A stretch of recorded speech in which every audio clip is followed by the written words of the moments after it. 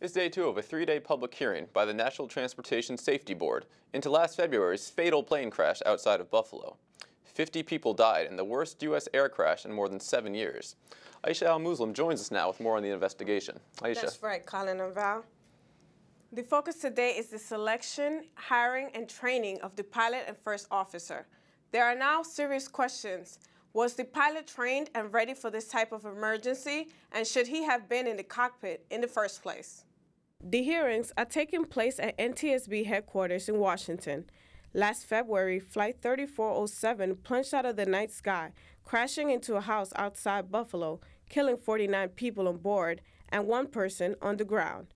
The transcript of the cockpit voice recorder shows the plane's pilot Marvin Reslow saying moments before impact, "We're down." The investigation is turning now to the pilot's training and his reaction to the plane's movements. The captain had 4 FAA certificate disapprovals. 3 occurred before he was hired at Colgan and included a disapproval for his private pilot instrument, his commercial pilot initial, and his commercial multi-engine land. Colgan Air, the company responsible for the flight, confirms the 47-year-old captain had a spotty record. 5 times he failed test flights called check rides, twice during his tenure at the airline, and 3 times before he was hired.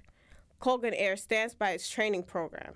Investigators are also looking into whether icing on the plane could have been a factor in the plane stalling.